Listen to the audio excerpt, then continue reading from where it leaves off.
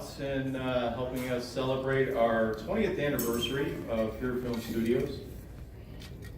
We've been making movies here in Florida the entire time. So let me introduce everybody here. This is Gina Rooney. She's a special effects makeup artist for Fear Film Studios. She was with us from the beginning. And I am Robert Massetti. I am the founder and owner of Fear Film Studios. Basically, Fear Film Studios is an independent production studio. We've been making horror films here in Florida for the last 20 years. We've also made commercials. We've made music videos. We do websites. We do all kinds of different things. But we've never really had any kind of money for our productions or anything like that. We've done everything shoestring budget. We did have an opportunity to work on a bigger budget movie. It was called As Night Falls. We were producers on it, and that had like $100,000 budget, so that was the biggest budget that we worked on. But a lot of our films have been on Netflix. They've been in, when Blockbuster Video was still around, they've been in Blockbuster Video. But we started when digital video started with the Canon XL1. I don't know if anybody's familiar with that camera, but mini DV was the big thing at the time we started. In fact, when we started, Final Cut Pro just came out. I don't know if anybody's familiar with that editing program. Basically, we were talking with Apple at the time and letting them know all the bugs that was going on with the program. So that's basically when we started.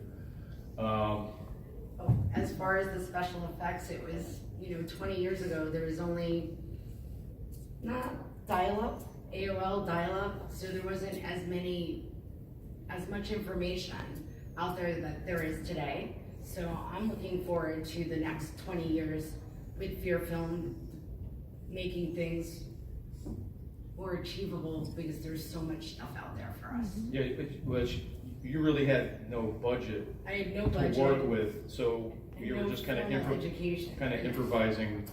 Like we go, we need. When we did Realms of Blood, which was our first feature that we did, which was an anthology. So one of the segments was called Painkiller, and his face was supposed to be burnt. He was in the war. His face was disfigured. So you had to come up with some kind of makeup effect. They used wax and glycerin. Yeah. It was shiny and the wax to build up, but there wasn't, I couldn't go to a store and get, prosthetics and all that, yeah. And I couldn't get any of that. So we had to improvise. We used toilet paper and latex to make the molds, but I didn't know how to make the mold. So it was kind of ripping it off and then putting it back on the next day. But the one thing that I want everybody to realize is that, when we were first starting out, we had this grandiose idea that, oh wow, we're going to start making movies and we're going to become rich and famous and do all this stuff. And that never really happened. But the thing is that with what we accomplished with no budget and the films that we did, we got picked up by a distributor after we did our second short film, Blackout, and we got picked up by Sub Rosa, and they made a DVD called Phobias, and Phobias was out. I mean, they released it everywhere. It was on Amazon. It was in Best Buy. It was in different stores. And the thing is that we didn't have any stars in it, so nobody knew what it was, but it was out everywhere, and that in itself for us was the biggest thing. We didn't see any money from it. We didn't see any money, but that wasn't the important thing. The important thing was that we were doing what we wanted to do. We loved making movies, and we're still doing that. We're still trying to make it work. We've had success and we've had failures, but we've never really gave up. And this is where we're at right now after 20 years of doing this. And the best thing is that we've kept in touch all this time. And actually, this is the first time I've seen Gina in about 7 years. So this was really great to see her again. And It's a nice reunion. We were supposed to have Matt here. Matt Reynolds is the president of the company, and he wasn't able to make it, but he'll be at our booth. We have a booth here, and he'll be here Saturday and Sunday if you guys want to stop by and say hello, whatever. I can tell you some more stories, but I just wanted to see if anybody had any questions right now about anything. How long does it typically take you to do a movie? It depends. When we did 6 days. we did Realms of Blood, which was our first feature, and we couldn't pay anybody on the film. So that's why we did an anthology. So we did like 4 different shorts basically and put them together as a feature. That took us a year and a half of shooting on the weekends. And just in Florida? Just in Florida. Like Orlando? It wasn't Orlando. We started off in South Florida, and we moved to Orlando, I want to say like 8 years ago. But we started out in South Florida. When we finished our first film, which was When Shadows Lay Darkest, it was a short film. It was about 30 minutes. That was 6 days. Was it 6 days? That took us 6 days to shoot. And we were shooting around a hurricane at the time. So we shot before the hurricane and after the hurricane, and during. Actually, we shot some stuff during it too. We gotta get that aftermath. Yeah, we got. It's like you use what you can get. Yes, sir. Is there certain equipment that you prefer using? No, right now we're making movies with our iPhone, and we basically reshot with whatever we had available. When we first did our first film, John Fish, who was my original business partner, he's currently in Tennessee right now, so he couldn't make the panel. But he had a high 8 camera, so we shot our first movie in high 8. And then we purchased a Canon XL1 after that, since we were getting, a lot of business with shooting commercials and stuff like that in South Florida. And then we started doing music videos for bands like That Becomes You. We did, what was it? But That Becomes You in South Florida was pretty big at the time when we were doing that, so it was a lot of fun. But we got every production that we did, we learned more and more about, filmmaking. I went to Columbia College and formally got trained, as a filmmaker. So when we did When Shadows Lay Darkest, we because again, we couldn't pay people. And then when some people come on set, they're like, "Oh, you're on a movie. This is exciting. This is going to be great." And then they find out it's 18 hours of boredom, pretty much, because it's boring being on a set unless you enjoy what you're doing. I mean, we loved it. I loved it. We could work 24 hours. Yeah. In fact, we did on Creepy Crawly, which Yeah. is this poster right here. How many days was that? A That was couple? just 1 day. that was one that it shot 18 hours straight. But we But- also did it in English and Spanish. Yeah, so it was 2 separate. 2 shorts, but one was in English and one was in Spanish. So we had 2 sets of actors, one that was for the English version and one for the Spanish version. So that was fun. So basically we'd shoot a scene and then we'd cut and then the other group would come in and we'd redo it. So it was kind of like, it was like a nightmare to do it, but it turned out to be Finish one group of actors for their makeup and then the other ones. Yeah, but so basically, you can right now. We were charging for our films for people to see it because we want to recoup a little bit of money. But we decided, since it's our 20th anniversary, that we wanted everybody to see our films. So if you're interested, you can go to fearfilm.com, click on Fear Film TV, which is our own little streaming platform that we have, and you can watch all the movies for free. From the When beginning. Shadows Lay Darkest, Blackout, Realms of Blood's on there.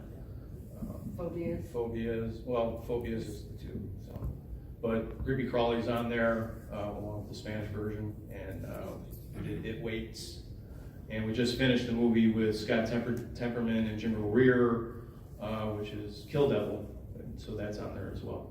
So, and basically, we have to talk about Tim Ritter.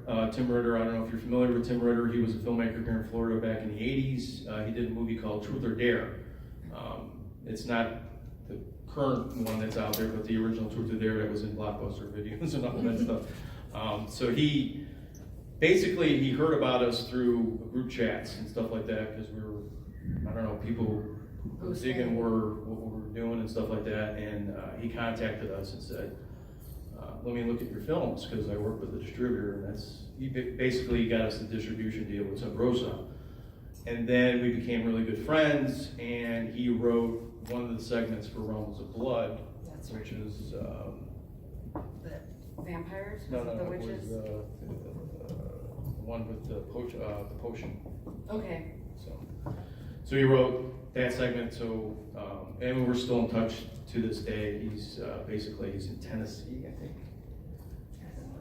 So he gave me a script for kind of a not a remake, but a reimagining of Truth or Dare. It's called the Truth or Dare Syndrome. We still have the script, but we haven't been able to. We were trying to get financing for it, but it never came about. So basically, we have that script. We've been wanting to. It's a great script. I wish we could make the film, but Eventually we'll do that. But, yes. So being on the low budget probably really brings out creativity. Absolutely. So I'm curious, if you film a lot in Florida, do you have any favorite locations to film that really kind of help you with that as well? The Cypress Park, was it? We shot in a national park. We had to get film permits for that. That was interesting. That was awesome. We shot like 2 nights there. Yeah, there were lots of animals in the background. Yeah, so we had the scene where it was on a deserted road, and we rented a police car for that, and it was like 95 degrees, 100. He only likes shooting in the middle of It's always the dead like of really, summer. really hot here in Florida. So we have an actor that's in makeup, and a lot of it's corn syrup and stuff like that. So bugs are sticking to him and all that. But we don't really have a favorite location. We used any location we had available to us because we had no budget. We were using people's My homes. mom's house. We used her house for one segment. We used my apartment like on 3 films. We changed stuff around. We actually shot in my apartment for Blood Runs Cold. Yes. Basically we turned my room into like a dungeon, and we put all this like black, like fabric on the walls, and we shot it with only a couple lights. And Yeah, it was dark. I mean, it was. we added sound dark for effects, 2 and it days. looked like it was in this cavern. People were going, "Oh, where'd you shoot that?" I'm like, "Yeah, we shot in my apartment." So yeah, so we always use like Whatever we can find. whatever we have available, and then we, of course, we would write a script, and it would be one version, and we're like, well, we can't do this because we don't have this available to us, so we have to change it. We don't have enough money to do this, we have to change it. So everything was a compromise. Everything was, what can we do to make this work, or how can we get close to it? Lots of adjustments. So that makes you very creative, and I think doing that actually helped our films, rather than having money and relying on money to get the story out. So we would be more creative with our stories because we didn't have any money. So that was one of the benefits. And then, of course, I had to learn every aspect of filmmaking because I never knew if we were going to have crew that was going to drop out.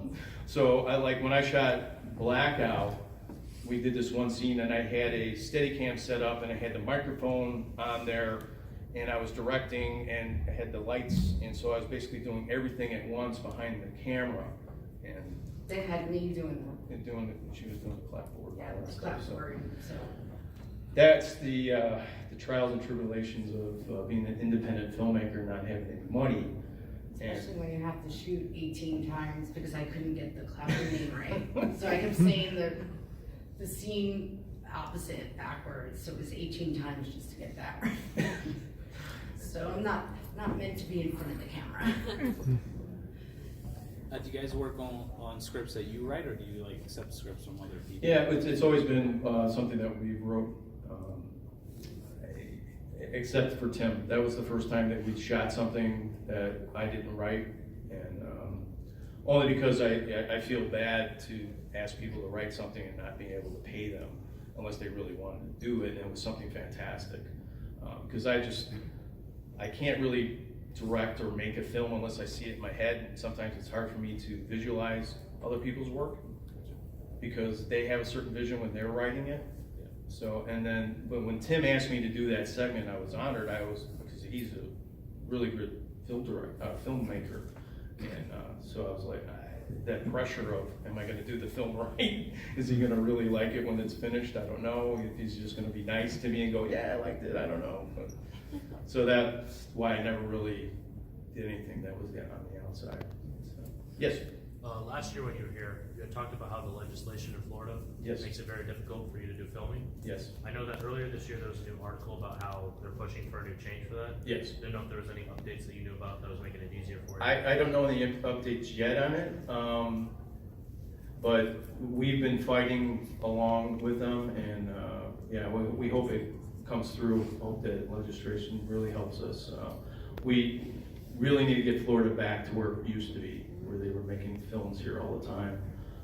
I don't know why there's this entity that's trying to stop that. I don't know why, but it really needs to come back. I mean, I used to get extra work all the time, and you can't even get that. And it was great being on sets because you could network. You know, being an independent filmmaker, that's the best thing you could do is network. And there's not a lot of networking opportunities unless there's filming going on. And the only filming going on right now is just, you know, independent stuff here and there.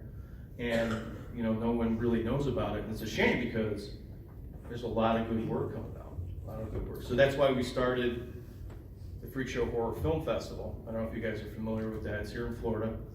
And basically, we've been doing this for 14 years and helping independent films with their, independent filmmakers with their films. And again, we don't do it for the money. We do it to help filmmakers. And in fact, I lose money every year doing it, but I don't care. I love doing it. I love putting the show on and helping other filmmakers. And seeing fresh talent. Yeah, and seeing the talent that's out there. Everything is so computerized and muted to how fine-tuned, but nothing's hand done anymore. So that's what I like about it. And the movies that he's directing and I'm helping with the effects, there's no computer generated things. This is all, you know, back in the old days when Practical effects. Well, the only time we used digital effect was for creepy crawling, and that's a funny story. The creature in the movie is kind of like a spider-like creature, and we had a special effects makeup artist try to put something together for us really quick, and we were looking for kind of like a hand glove type thing for something to creep up, you know, with a hand. So we get this glove with these prosthetics on there, and we couldn't make it work. And we're like, this isn't gonna work. How are we gonna do it? And the key to the short is this little creature. So Jason Daly, who was the other director on the film, knew a person that could do digital effects and did the digital effects for the creature, and it looks fantastic. It looks great. We were hoping that we could get money to make it into a feature. A lot of the shorts that we're doing now, we're trying to see if we can find money to make it into a feature. But is there any filmmakers here in the audience? Anybody in this? So basically, what I'd like to tell you guys is that, you know, there is nothing stopping you from making movies. Don't worry about money. Don't worry about, you know, script, or you can't do this, you can't do that. Just go out and shoot. Rely on your passion. Exactly. To get it done. Exactly. And that's what we're all about. That's why we've been around for so long, is that we just find a way to do it. We believe in ourselves, and it's how we feel at the end of it, not how other people are judging it. Yeah. We hope people enjoy it, but at the end of the day, it's my work, his work, and if we're not proud of it, then we shouldn't be doing it. And we're both very proud of what we've done and excited to get things further out there. And don't let anybody get in your way, judge you, and let that just carry on, get it done. And it's never been about, you know, the money, we're not getting paid, or, you know, whatever. And the success, having our names in lights, and it's not about that. That it's a passion. It really, the whole thing is that it's a lot of work to make a movie. It's a lot of long hours, but Heat It's- in Florida. it's really fun. We enjoy it, and we wouldn't be doing it if it wasn't fun and enjoyable. So if you can find a group of people that you can make movies with, do it. And it's, believe me, we've had a lot of people involved with us, and they've dropped out eventually, but there's our core group of people that are still with us. They're family, and we just enjoy making art We hadn't together. seen each other in a while, but we picked up right, what are you doing? Okay, I need Yeah. you to do this. We picked up right where we left off. Yeah, there's no harsh feelings or nothing. We still love each other, It's After great. 20 years. It's great. You had a question? So where would you recommend allocating the largest resources financially when making a film? You're talking about trying to find financing? What aspect would you recommend allocating those resources towards? Is it Oh, you mean if you had some money, what would you allocate those resources What towards? do you prioritize from a financial perspective? Basically, post-production. We just invested in a brand new computer with the latest Final Cut Pro. A lot of the magic happens in the editing room, because you can take footage that you shot and really turn it around in the editing room. They say, oh, we'll fix it in post. A lot of times that's The true. software is really important. The software is very important. You can still do stuff with free editing stuff if you know what you're doing. But in the end of the day, the sounds and the editing and just, colorizing the film and all that, it's important. It kind of sets you apart from everybody else. And that's what we've always tried to do. With all the limitations that we have to fight through to try to get a film done, we always try to do our best work. And and there's going to be people that, no matter what you do, how much money you have, they're still going to hate your movie. And as an artist, you have to accept that, because that's just the way people are. And no one's going to really love your film. Not everybody's going to love your film. You're going to have people that will, and there's going to be people that don't. And you have to accept that, because you're always, as an artist, putting yourself out there. And I think when the critiques help me the most, because it makes me say, okay, I saw the flaw, now how can I fix it? So it gives me an idea on how to improve myself, rather than me taking it harshly and somebody saying, oh, rip it apart, like you have online about my work. But it helps me be stronger and better than what I am, because they're not gonna defeat me, and my work will only get better. Like I said, 20 years ago, there was no outlet for me to get information other than what I had seen in the movies. So I'm looking at The Gates of Hell, which is one of my favorite movies, and Freddy Krueger, and I'm looking at how they did that. And a lot of those movies were made on a shoestring budget. And I noticed some flaws in that work, so I tried not to make those flaws in my work. And then I made flaws differently. So it just makes you get better, and as long as you love doing it, there's really no way to stop you. Anybody have any other questions? So some hands up. Yeah, do you guys have to have normal jobs to support your creativity? Yeah, I still work a 8-hour job every day. We've always done that, yeah. I went to art school first, and I decided to become a hairdresser because I didn't want to be a starving artist. So, but yes, we both work I work 40 plus hours, he works 40 plus hours. So that's why when we shoot, it's like, okay, we got this day to do this. So it's kind of also not being able to take our time to get the hours we need in, rather we're just rushing those hours in, and he fixes it on post. But it'd be nice to spend a month and a half just doing that. It'd be really good. Somebody else have a question? Yes, in the back. Do you wish that a lot of the big budget films that are coming out would go back to practical and special effects? Oh, absolutely. I do. CGI? I most definitely Do you do. feel like that also benefits the movies compared to where they're coming like a cookie cutter product? Yeah, if they can mix it, like when they did Jurassic Park, part of all the close-ups were practical, and then from the far, the dinosaurs weren't. Then it's all digital. Yeah, I think they rely too much on digital. I really do, and I think if you have a nice mix of it where you can't tell, And I think the best special effects, digital effects, are the ones you can't really notice. If you look at Forrest Gump, there's a lot of digital effects in that movie, but you don't even know where they're at. And that's where I say, well, okay, if you're gonna use digital effects, that's where it's best used. But I think practical effects will always be there. I think there's an artistry to it, and it would be a shame for it to be lost. It's, for me, it's more creative. There's the creativity behind it. We were talking about black and white movies and how authentic they were, or still are. And rather than just keep cookie cutting everything, it's refreshing to step back, watch a black and white movie, see the effects that they had. And that's where I hope it goes from there. There's a lot of talent out there that can do the effects. And I just think it's a disservice with, well, I mean, sometimes you need the CGI, but I think it's a disservice to just rely on that. Anybody else have anything? Oh, there you go. What was your favorite practical effect that you guys have done? Bob's head and the latex tissue head. Yeah. Yeah, because he wanted something that looked kind of Freddy Krueger-ish, but not really. So there was marker on his face. You know, I used whatever I had. The wet look. The wet look, yep.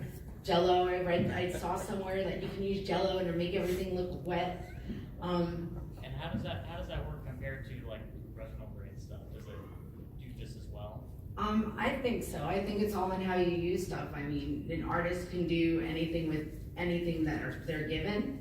So I think you don't need the big budget prosthetics or, you know, the Krylon this and that. I don't think you need that. I think you could just use what you have. Watercolor does great things, and so does acrylic paint. And they're all washable. So I just think if you use the product right, that you, as long as you achieve what you want out of the product. But I don't believe in using the Krylon, the this, the that. We're in the process, I'm making a mold. I'm using, you know, plaster of Paris, because hey, back in the day, that's what they used. So I'm making a mold of that for actually the film festival.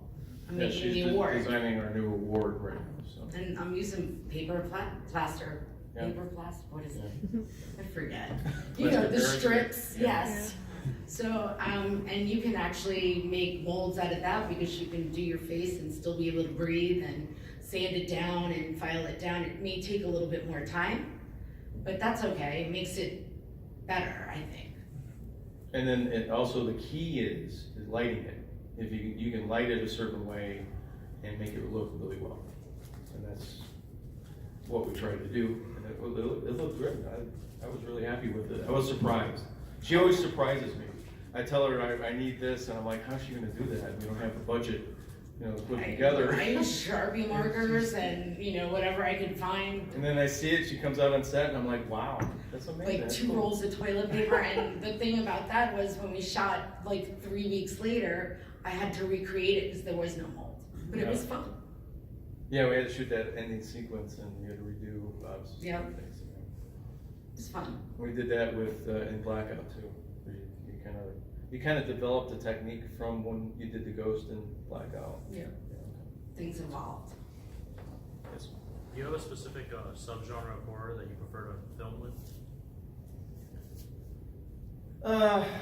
You know, I grew up on the classic monsters, and I always liked the atmosphere that those monster movies have. I was never a big fan of slasher movies and gore, but if gore is necessary, I think it should be done right. And but as far as any subgenres, I liked Alfred Hitchcock and Brian De Palma, and of course I love George Romero's films, not only the zombie films, but his other films that he did. And I just go from that, and I kind of mix everything that I like in horror, and I kind of put them in my movies. And but I really like atmosphere. I just like to create atmosphere first, and get that initial, and then, so you can develop the scares and everything from there. So. Me, I like the bug movies. Like anything with an animal in it, I like. Like Attack of the Killer Ants and stuff like that. Those kind of, I guess I've always found myself in the B genre of horror movies, only because I really don't like what's mainstream. So I've always been with the B horror movies. Yes, sir. Did you have any projects that you're currently working on? Right now, we're in the talking phases of redoing Painkiller, which was from Realms of Blood. I have an idea of developing it further that I couldn't explore when we first shot it. And in fact, we were so rushed to try to get that. I wanted to get that done really quick. And I just kind of pushed aside some ideas that I originally had, so I want to revisit it. And now that I've been making movies for so long, I know I could improve on it because I really like the idea. I know that I can improve. I already have it in my head. I see things done. And it's just kind of fun to go back and kind of improve on what you've done before, especially ideas that you really like and you never got fully developed. So that's the one good thing about independent film is like you can go back and let's try this again. Maybe we can make it, better. And that, and with me, I'm like I'm never satisfied with my work. I'm always like I'm my biggest critic, But that's how I grow as an artist, as a filmmaker. Is just keep critiquing myself so much and go, hey, I can do this better. Or, let me try a new technique. We were like on Blackout. We tried new techniques to speed up the film. Like we did there was a scene where a character fell and hit their head on a table. It was like a marble table, and we're like, how are we gonna make this work? So we reversed it. So we pulled her up and then reversed it in post, so it looks when she comes down, hits her head directly on it, and you couldn't really do that practically. So it's like little effects and stuff that you learn on sets. Little tricks. Little tricks to try to make things work the way you want it to work. So. Any other questions?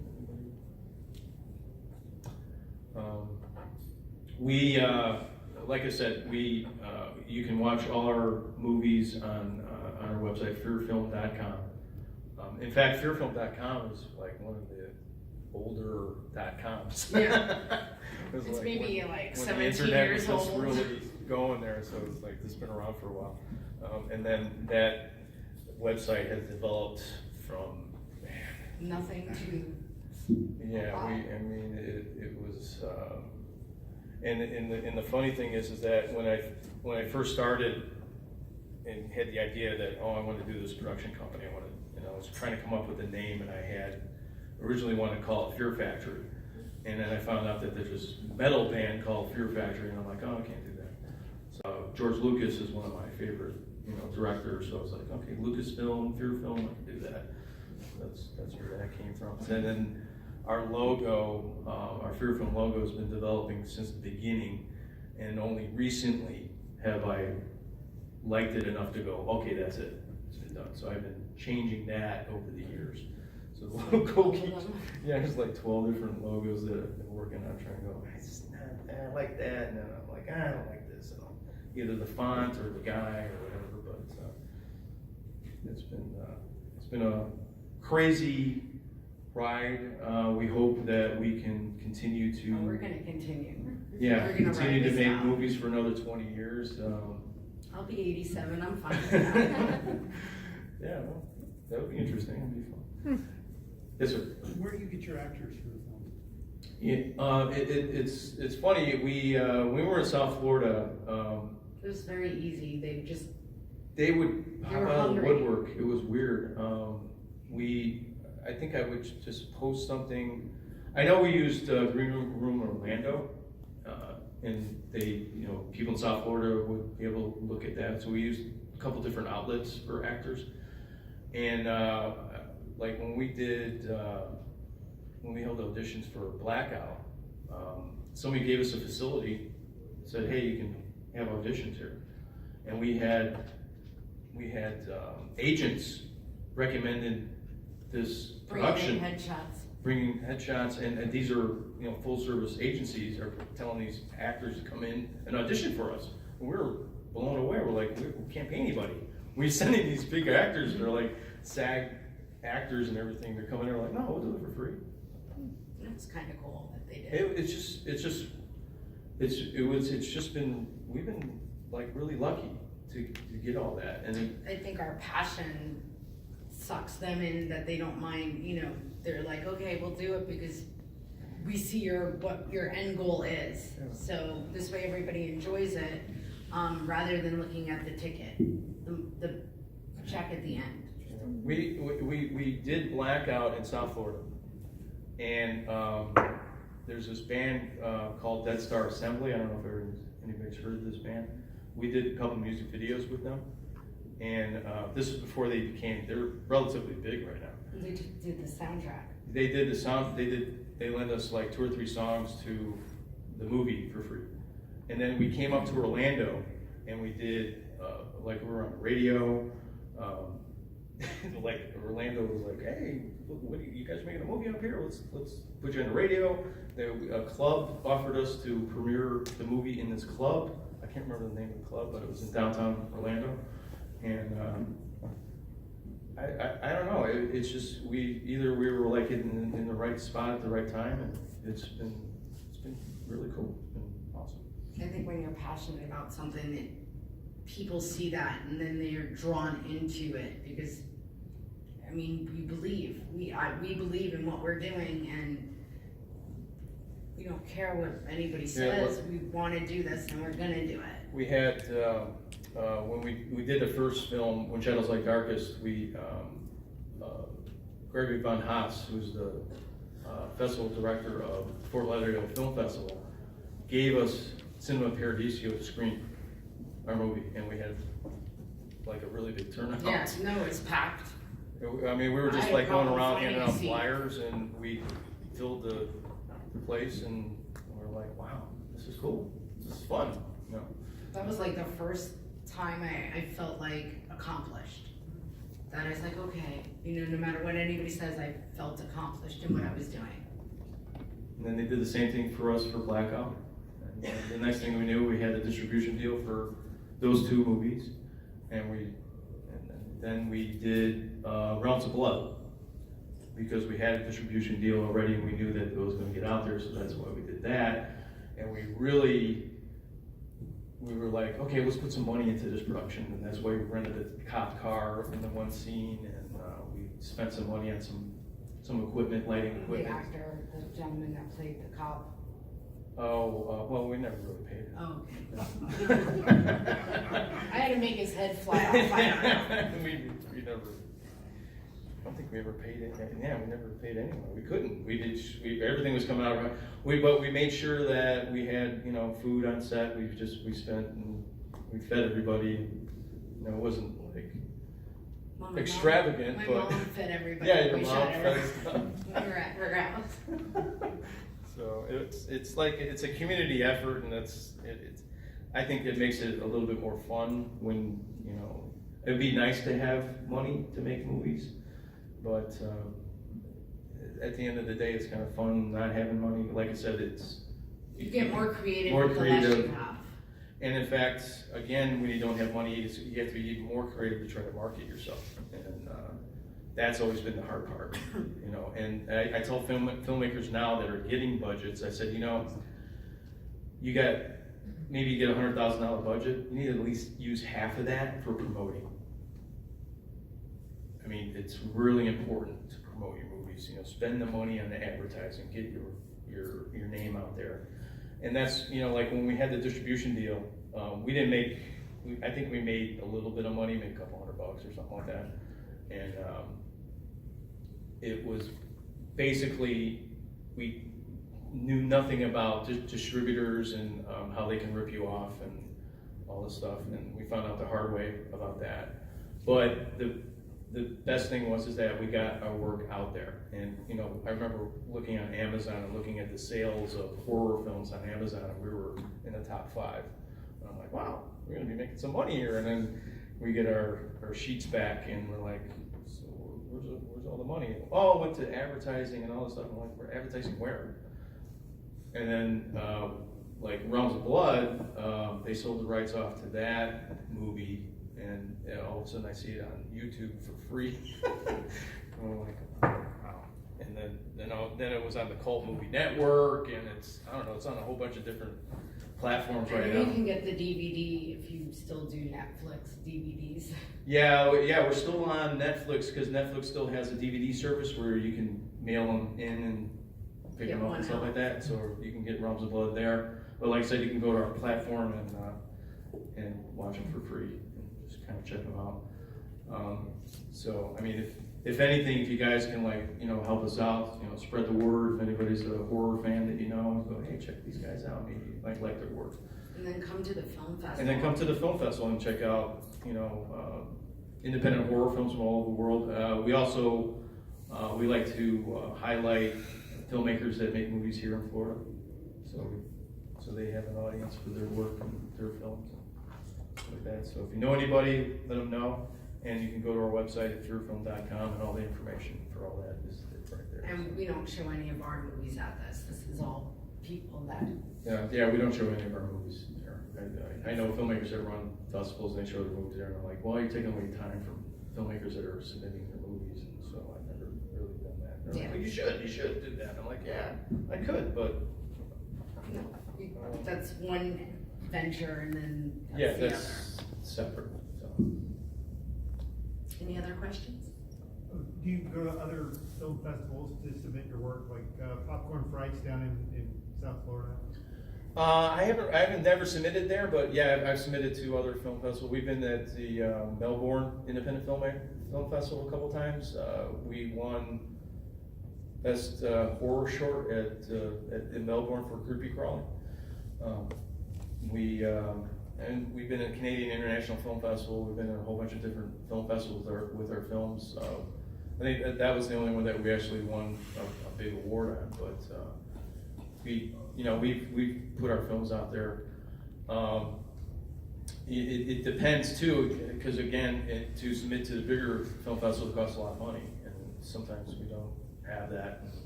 Like, is it worth it? To try to submit to Sundance? They get 5,000 submissions. It's like the chances of your film getting in there very slight, especially if you don't have any money backing you, because you need a name. Well, you need a press agent that's going to promote your movie, make it look like it's, hey, people need to see this, and then they'll probably pick it up. But if there's nothing behind it, no one's talking about it, they're not going to look at it. Any questions? Yes. With from what I'm seeing online and things like that, a lot of people are picking up more cult classics and independents. With that happening, do you see independent horror films making a bigger? I can't think of the word. Yeah, no. A cult following. Yeah, like them getting bigger and possibly have people that is very low budget. Yeah. It's now That. blown up. Yeah, I do, only because my generation, we were around when Evil Dead came out and things like that, and Halloween, and so there's got to be other things to take that place. So I would imagine that some of these movies popping up and coming up are going to be Versus all the remakes going on. Yeah, I think some of the originality is going to be where the new cult following falls. A lot of the movies that we've screened at the festival are on Netflix now, and these movies are really good. They're blowing away Hollywood right now. Hollywood doesn't have anything to these independent films. We get a lot of movies, and we can't show them all at the festival, and it's a shame, because we're sitting there going, man, I wish we could show this movie too. We just don't have the time. And the theater rentals is expensive, so we can't go for an entire week or anything like that. But independent horror right now is in a renaissance. There is some great talent there, and it's a shame people are not being able to see these movies. Independent films are getting gobbled up by bigger companies. They're just gobbling them up, and they're opening their own platform. So there is more opportunity for these independent filmmakers, because there's these new platforms popping up every day. And I hope that these filmmakers get more prominent, because they are talented. They're just ridiculous. And even here in Florida, we've been seeing a vast improvement in the films being produced here in Florida, even though the film scene's kind of dead here as far as bigger budget movies, because of the film incentives aren't in here, they're non-existent anymore. That's why there's no big movies being shot here, besides Bad Boys 3 right now in Miami. That's about the biggest production going on right now. But there used to be big production going on all the time. But a lot of we're going to have an independent Florida filmmaker panel tomorrow, and Jason Murphy is here. He's going to be on that panel, and he's done some stuff for Disney and stuff like that, and he'll tell you some stories that the independent film scene here in Florida is coming back, and that's why we love Megacon, because they're giving us this opportunity to be able to talk to you, fine folks here, and let you know that, hey, independent film's coming back here in Florida. We're not going to go away, and that's why we keep doing what we're doing. And whether you like our movies or not, it doesn't matter. It's just that we want that art form to be available and for people to have access to it. Just like independent music or art or whatever. And my idea was with Freak Show is that I want to encompass all arts with it, not only film but music and art and comic book art and everything else. And we were working with Dan Mendoza, did Zombie Tramp. He did a poster for us, and so it's like we're trying to keep all the communities together and just promote art in general. Any other questions? But thank you guys for coming out and Thank you, I appreciate and it. supporting us and listening to us. And a lot of you guys probably don't know who we are or anything like that, but I'm flattered that you're all here. yeah. But thanks for coming out. We appreciate it. Thank you.